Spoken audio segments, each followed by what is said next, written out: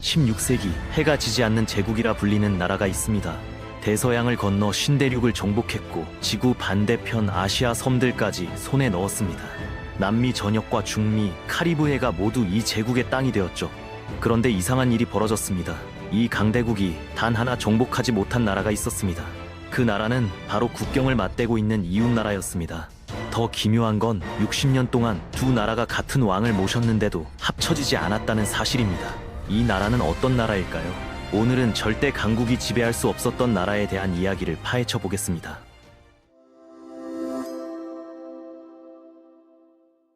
이야기는 1000년도 더 전으로 거슬러 올라갑니다.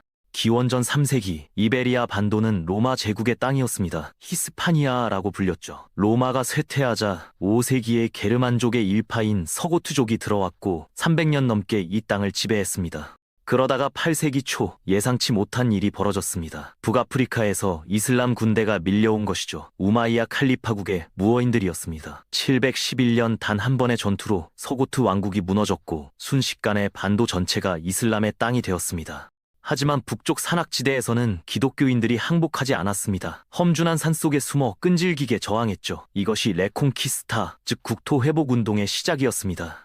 이 전쟁은 놀랍게도 800년 가까이 이어졌습니다. 세계사에서 가장 긴 전쟁 중 하나죠. 북쪽의 작은 기독교 왕국들이 조금씩 땅을 되찾아 나갔습니다. 아라곤, 카스티아, 레온, 나바라 같은 왕국들이 생겨났고 서로 경쟁하고 협력하며 남쪽으로 밀고 내려갔습니다. 868년 한 남자가 역사의 무대에 등장합니다. 비마라 페레스라는 귀족이었습니다. 아스투리아스 왕국의 알폰소 3세가 그에게 특별한 임무를 맡겼습니다. 북서쪽 끝 미뉴강과 도우루강 사이 지역을 무어인들로부터 탈환하라는 것이었죠. 페레스는 임무를 완수했습니다. 그가 되찾은 땅 중에 포르투스 칼레라는 항구 도시가 있었는데 이것이 훗날 포르투갈이라는 이름의 기원이 됩니다. 알폰소 왕은 기뻐하며 이 지역을 포르투갈 백작령으로 선포했고 페레스를 초대 백작으로 임명했습니다.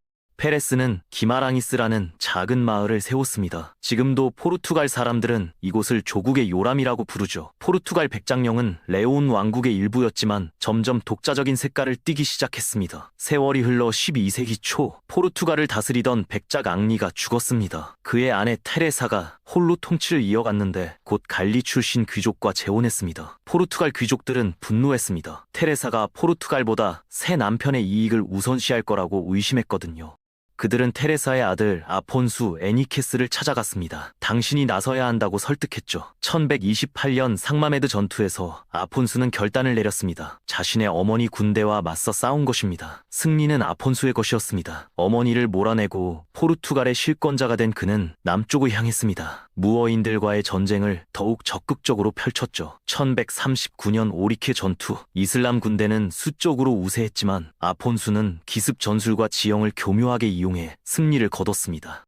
전투가 끝나고 아폰수는 선언했습니다. 자신은 더 이상 백작이 아니라 왕이라고 말입니다. 포르투갈은 레온의 일부가 아니라 독립된 왕국이라고 주장했죠. 레온 왕은 격분했지만 어쩔 수 없었습니다. 아폰수의 군사력이 만만치 않았거든요. 1143년 사모라 조약이 체결되었습니다. 레온이 포르투갈의 독립을 공식 인정한 것입니다. 이것이 포르투갈 왕국의 시작이었습니다. 1179년에는 교황청까지 포르투갈을 독립왕국으로 승인했습니다. 포르투갈은 계속 남쪽으로 진군했습니다. 1249년 마침내 최남단 알가르브를 탈환하며 레콩키스타를 완성했습니다. 포르투갈 땅에서 마지막 무어인이 쫓겨난 것이죠. 1255년 리스본이 수도가 되었고 1297년 알카니세스 조약으로 포르투갈과 레온 사이 국경선이 확정되었습니다. 놀라운 것은 그때 그 은이 지금까지 거의대로 유지되고 있다는 점입니다. 700년이 넘도록 변하지 않은 국경이죠. 유럽에서도 매우 드문 경우입니다.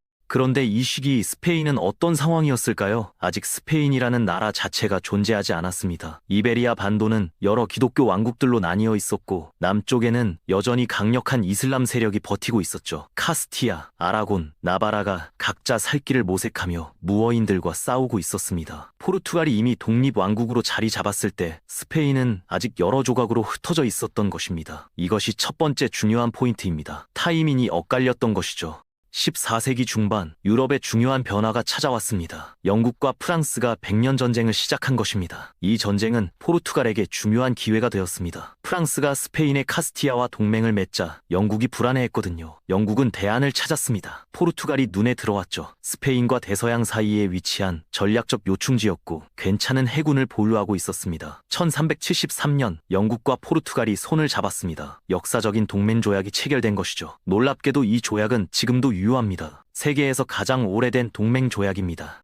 15세기가 밝았습니다. 포르투갈은 새로운 도전에 나섰습니다. 바다로 나간 것이죠. 항해 왕자 에니케의 지원 아래 포르투갈 선박들이 대서양으로 나아갔습니다. 1415년 모로코의 세우타를 정복하며 아프리카 대륙에 첫 발을 디뎠습니다. 1420년 마데이라 제도, 1439년 아조레스 제도, 1456년 카보베르데를 차례로 식민지로 만들었죠. 아프리카 서해안을 따라 무역 거점을 하나씩 확보해 나갔습니다. 금과 향신료와 노예가 포르투갈로 흘러들어왔습니다. 이때 스페인은 무엇을 하고 있었을까요? 아직도 그라나다와 싸우고 있었습니다. 이베리아 반도 최남단에 남은 마지막 이슬람 왕국이었죠. 스페인의 여러 왕국들은 그라나다를 정복하는 데 모든 힘을 쏟고 있었습니다. 바다로 나갈 여유가 없었던 것이죠. 포르투갈이 아프리카와 대서양을 장악하는 동안 스페인은 국내 전쟁에 발목이 잡혀 있었습니다. 1469년 드디어 중요한 일이 벌어졌습니다. 카스티아의 이사벨 공주와 아라곤의 페르난도 왕자가 결혼한 것입니다. 두 왕국이 하나로 합쳐지기 시작했죠. 스페인의 기초가 만들어진 순간이었습니다. 하지만 여전히 그라나다가 남아 있었습니다. 1492년 2월 2일 역사적인 날이 왔습니다. 스페인군이 그라나다를 함락시킨 것입니다. 800년에 가까운 레콩키스타가 마침내 끝났습니다. 이제 스페인도 해외로 눈을 돌릴 수 있게 되었죠. 그해 8월 스페인은 제노바 출신 항해사 크리스토퍼 콜럼버스를 고용했습니다. 서쪽으로 가서 인도로 가는 새 항로를 찾으라는 임무였습니다. 10월 12일 콜럼버스가 바하마 제도에 도착했습니다. 그는 그곳이 인도라고 착각했지만 실제로는 완전히 새로운 대륙을 발견한 것이었죠. 유럽은 충격에 빠졌습니다. 포르투갈이 당황했습니다. 자신들이 독점하던 식민지 게임에 강력한 경쟁자가 등장한 것이죠. 두 나라 사이에 긴장이 흘렀습니다. 전쟁이 일어날 수도 있는 상황이었습니다. 교황이 중재에 나섰고 1494년 토르데시아스 조약이 체결되었습니다. 대서양 한가운데에 선을 하나 그어 세계를 둘로 나눈 것이죠. 동쪽은 포르투갈이 차지하기로 했습니다. 이 때문에 브라질은 포르투갈 땅이 되었습니다. 남미에서 유일하게 살짝 동쪽으로 튀어나온 곳이었거든요. 이제 두 나라는 경쟁하며 세계로 뻗어나갔습니다. 1498년 포르투갈의 바스쿠 다 가마가 희망봉을 돌아 인도에 도착했습니다. 아시아로 가는 직항로를 확보한 것이죠. 1500년 페드루 알바레스 카브랄이 브라질을 공식 식민지로 선포했습니다. 스페인도 맹렬히 움직였습니다. 1511년 쿠바를, 1521년 멕시코를 정복했습니다. 아즈텍 제국이 불과 몇백 명의 스페인 병사에게 무너졌죠. 1533년 잉카 제국도 스페인의 손에 떨어졌습니다. 남미 전역이 스페인 깃발 아래 들어갔습니다. 16세기 중반 스페인은 상상할 수 없을 만큼 강력해졌습니다. 아메리카에서 쏟아지는 은과 금 덕분이었죠. 유럽에서 가장 강한 군대와 해군을 보유했습니다. 해가 지지 않는 제국이라고 불렸습니다. 지구 곳곳에 스페인 영토가 있어서 어디선가는 항상 해가 떠 있었거든요. 인구도 포르투갈의 5배가 넘었습니다. 멕시코, 페루, 필리핀, 카리브해가 모두 스페인 땅이었습니다. 그런데 이상한 점이 있습니다. 이렇게 강력한 스페인이 왜 바로 옆 포르투갈은 정복하지 않았을까요?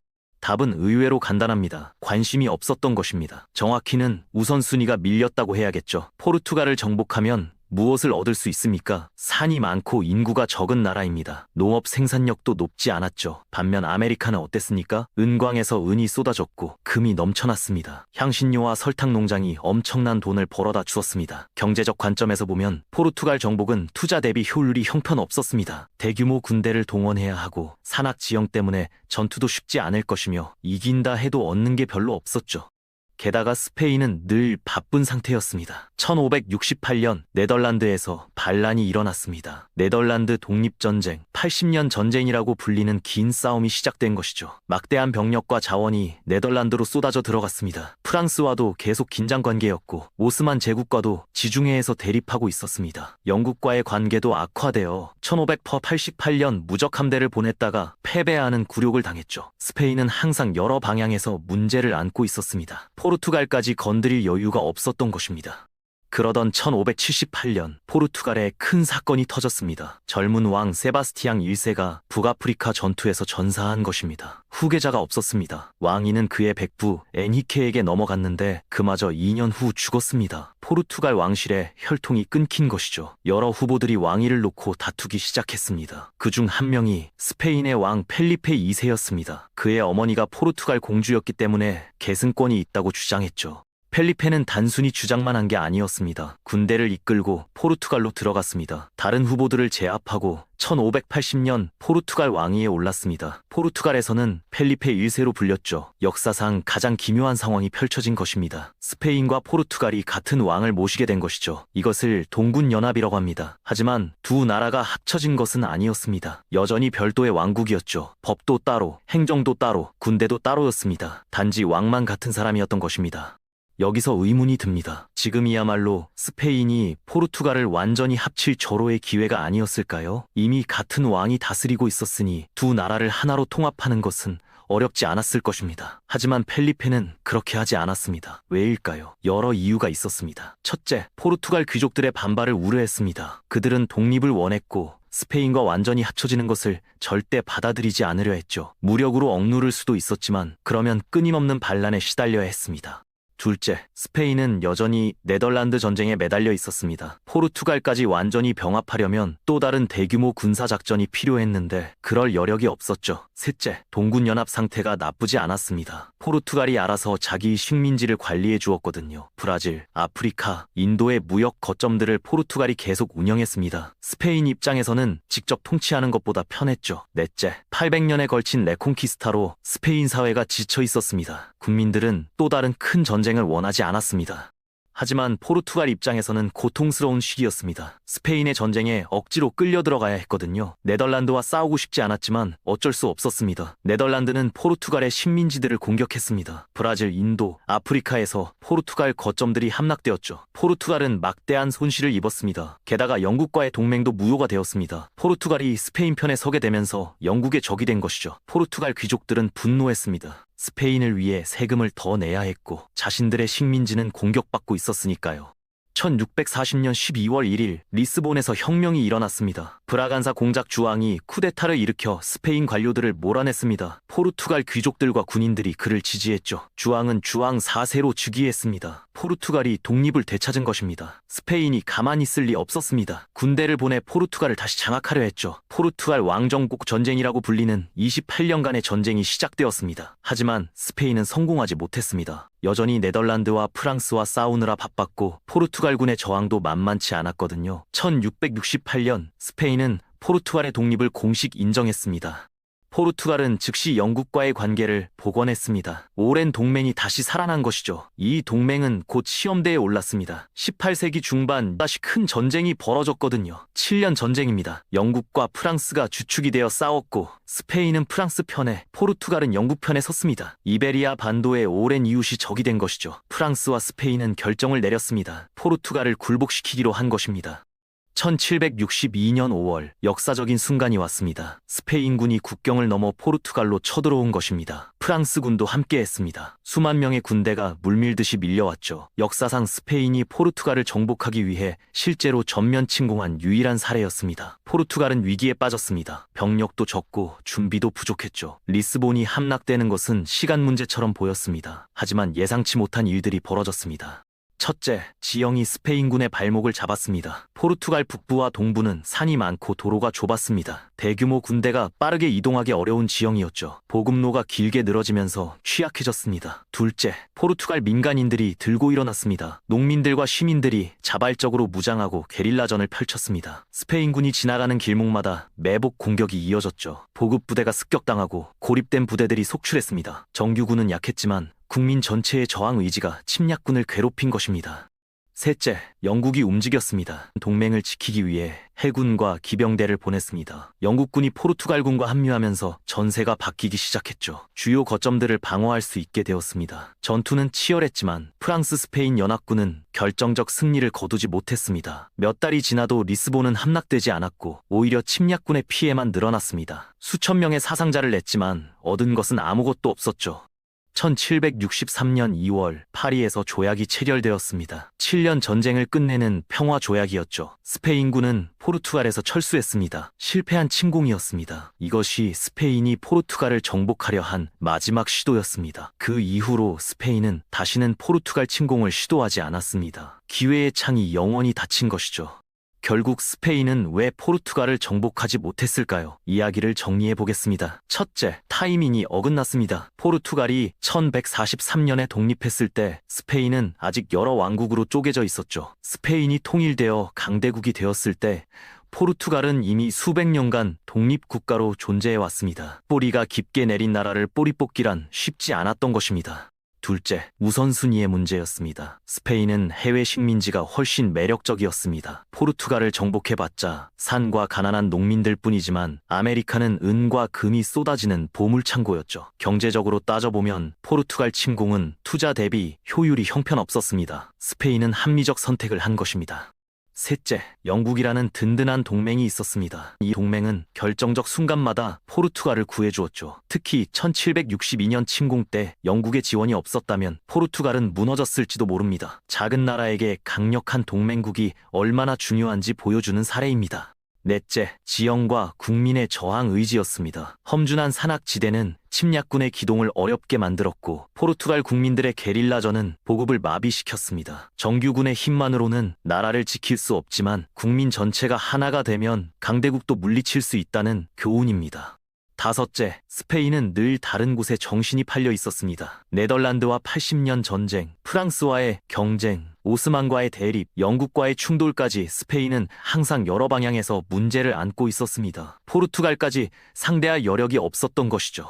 역사는 필연만으로 이루어지지 않습니다. 우연과 선택과 타이밍이 복잡하게 얽혀 예상치 못한 결과를 만들어냅니다. 만약 포르투갈이 독립을 100년만 늦게 했더라면 어땠을까요? 아마 스페인에 흡수되었을 것입니다. 만약 영국과의 동맹이 없었다면 1762년에 무너졌을지도 모릅니다. 만약 스페인이 아메리카를 발견하지 못했더라면 포르투갈 정복에 집중했을 것입니다. 하지만 역사는 그렇게 흘러가지 않았습니다. 포르투갈과 스페인은 오늘날 모두 유럽연합의 일원입니다. 더 이상 서로를 위협하지 않고 협력하고 있죠. 하지만 두 나라 국민들은 여전히 뚜렷한 정체성을 유지합니다. 포르투갈 사람들은 스페인 사람이 아니라는 것에 자부심을 느낍니다. 수백 년간 독립을 지켜낸 역사가 그들을 만들었기 때문입니다. 다음에 세계 지도를 볼 때 이베리아 반도를 주목해보세요. 겉보기에는 하나로 보이지만 실제로는 완전히 다른 두 나라입니다. 그 국경선은 700년 넘게 거의 변하지 않았죠. 그 작은 선 하나에 얼마나 많은 이야기가 담겨 있는지 이제 당신은 알게 되었습니다. 강대국 옆에서 작은 나라가 살아남는 일은 결코 쉽지 않습니다. 하지만 불가능하지도 않습니다. 포르투갈이 그것을 증명했습니다.